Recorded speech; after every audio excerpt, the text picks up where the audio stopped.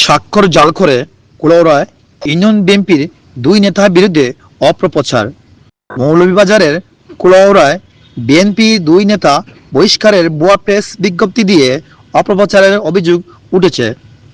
উপজেলার পিতিমপাশায় ইউনিয়ন বিএনপির সাধারণ সম্পাদক আহমদুর রহমান খান মুরাদ ও ইউনিয়ন বিএনপির যুগ্ম সাধারণ সম্পাদক আব্দুস সামাদ চৌধুরী শাহিনের নামে বিএনপির কেন্দ্রীয় সহ দপ্তর সম্পাদকের স্বাক্ষর জাল করে একটি ভুয়া প্রেস বিজ্ঞপ্তি সামাজিক যোগাযোগ মাধ্যমে ছড়িয়ে দেওয়া হয়।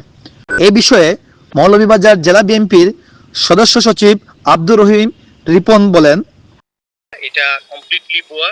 আমি বিএনপি কেন্দ্রীয় দফতরও এবং এটা আমরা জেলারে না জানাইয়া সেন্ট্রালে কিছু করে না। আর সেন্ট্রালটা কি যে আমার নামে যে সিটিটা ফাটাইছে ফেক, আমার নামে যে সিটিটা ফাটাইছে আমি সেন্ট্রালে ফাটাইছি, সেন্ট্রালে কইছে এটা ফেক। আর একটা ইন্টারেস্টিং ব্যাপার হইলো আমার নাম আব্দুর রহিম রিপন, আমারে যে সিটি দিয়ে ফাটাইছে লেখতে পাঠাইছে রিপন সদস্য সচিব জেলা বিএনপি। তো সেন্ট্রালে তো আমার নাম পুরাটা জানে, সারা জীবন আমার কাছে সেন্ট্রাল থেকে সিটি দিয়ে খালি রিপন দিয়ে ফাটাইছে, এবার করে ফেক সিটিটা। এটা বোঝা যায় এটা ফেক, এটা 100% ফেক। আমি বিএনপির কেন্দ্রীয় দপ্তরের লোকে মানছি এবং দপ্তরে এইরকম কোনো বহিষ্কার করতে না। আর ইউনিয়ন হইলে তো অবশ্যই এটা আমরা জানাইয়া করবো। এটা মুরাদের বিষয়টা ফেক এবং মুরাদ বহিষ্কার না, এটা তার লোকে সেবা খারা ইয়ে করি করে ফাইজলামি করে এই জিনিসটা।